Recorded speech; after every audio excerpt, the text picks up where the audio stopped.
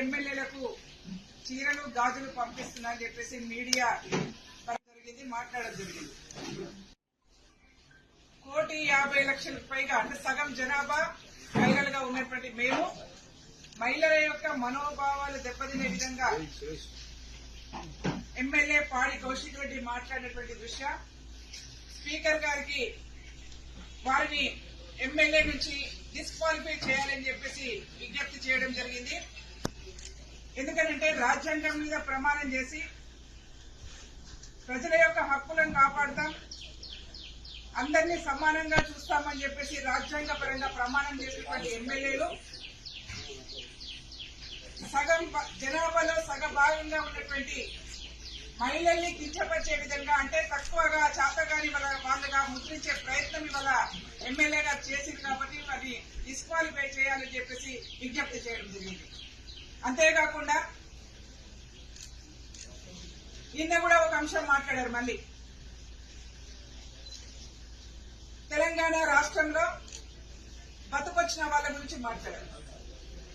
అసలు TRS party నాకు అర్థం కావట్లేదు, పాడి కౌశిక్ రెడ్డితో మాట్లాడిస్తుందా లేకపోతే కేసీఆర్ గారికి తెలియకుండా మాట్లాడుతున్నారా ఒకసారి చెప్పాలి.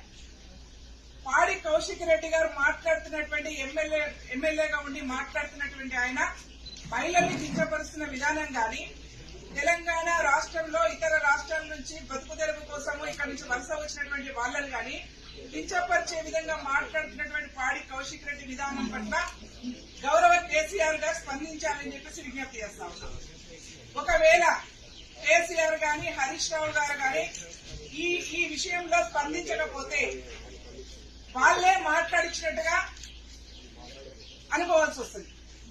ఒకవేళ టీఆర్ఎస్ పార్టీకి సంబంధం లేకుండా పాడి కౌశిక్ రెడ్డి గారే స్వచ్ఛందంగా మాట్లాడినట్టయితే మేము టీఆర్ఎస్ అధ్యక్షులు కేసీఆర్ గారికి డిమాండ్ చేస్తా ఉన్నాం, పాడి కౌశిక్ రెడ్డిని వెంటనే పార్టీ నుంచి బహిష్కరించాలని చెప్పేసి విజ్ఞప్తి చేస్తా ఉన్నాం.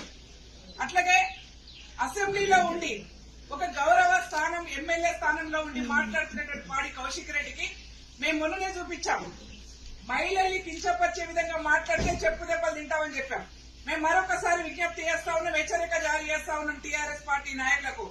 ఒకరేమో బస్సులలో ఎక్కి క్యాబరే డ్యాన్సులు చేయండి అని చెప్పి మాట్లాడతారు, ఒకరేమో మహిళల్ని కించపరుస్తారు, ఒకరేమో మహిళలంటే చేతగాని వాళ్ళలాగా ముద్ర వేస్తారు.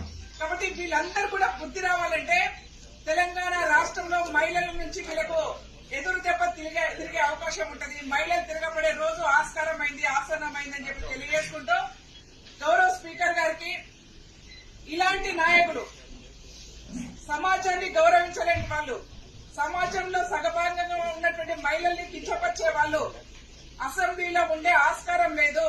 కాబట్టి వీళ్ళని సస్పెండ్ చేయాలని చెప్పేసి డిమాండ్ చేస్తా ఉన్నాం.